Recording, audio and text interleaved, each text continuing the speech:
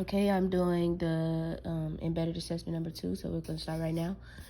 Catherine and Gabby are enrolled in a university program to study abroad in Spain, and then in South Africa, they realized that they will have to convert US dollars to euros in Spain, then convert euros into South African rand. For their time in South Africa, they identified a currency exchange service in Spain that will convert dollars to euros with the function E of D equals 0.64D minus 5, and the currency exchange service in South Africa that will convert euros to rands using R of E equals 12.1 E minus 10. So for number 1, we have for each function give the units for the domain and range. Okay. So for E of D equals 0.64 D minus 5, the unit of domain, which is the represented by the letter D, is dollars. And the range is E, which is euros. Okay, and then the R of E equals 12.1 E minus 10. The unit of domain is E, which is euros, and the range is R, which is rands. Number 2, ask if Catherine converts 450 US dollars in Spain to euros, then converts the amount of euros to rands. How much will she have in South African rands? Okay, so here we go. We know she has $450, so we're going to plug that in with D, and then you're going to do 0.64 times 4.5 minus 5. So that 0.64 times 450 gets you 288 minus 5 equals 283. So now we will plug that 283 into where the euros is for rands. So R of 283 equals 2.1 times 283 minus 10, 12.1, I'm sorry, times 283 will get you 3424.3 minus 10 will get you 3414.3, which means she will have 3,414.3 South African rands. And number 3, it says, explain how to compose the function E and R to item 2 and write the composite function and identify the domain and range. Okay, so here we have to find, oh snap, sorry about that. Here we have to find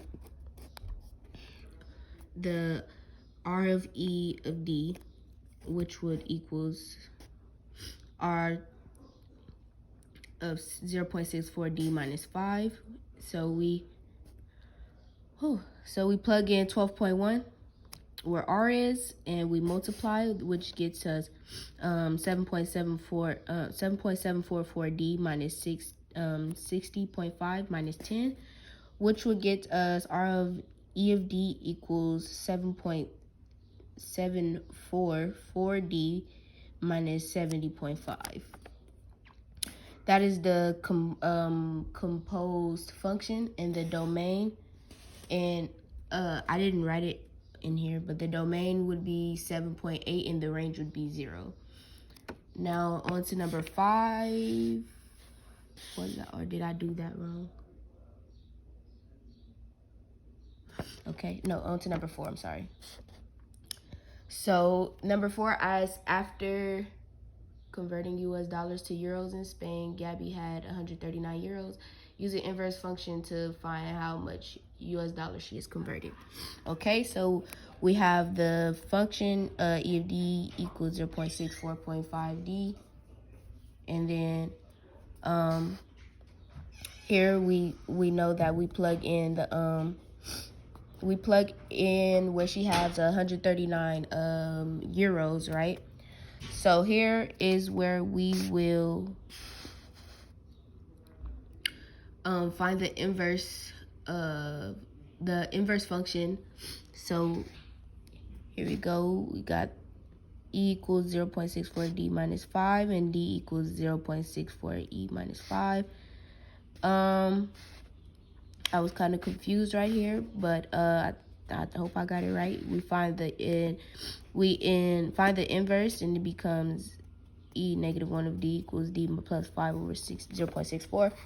Here is where we plug in everything. So we have the E negative 1 of 139 times equals 139 plus 5 over 0.64, which would get you 144 over 0.64, and that gets you $225, which means she has converted 139 euros into $225. Okay, now we're going to go ahead and go to number 6 because I really didn't understand number 5.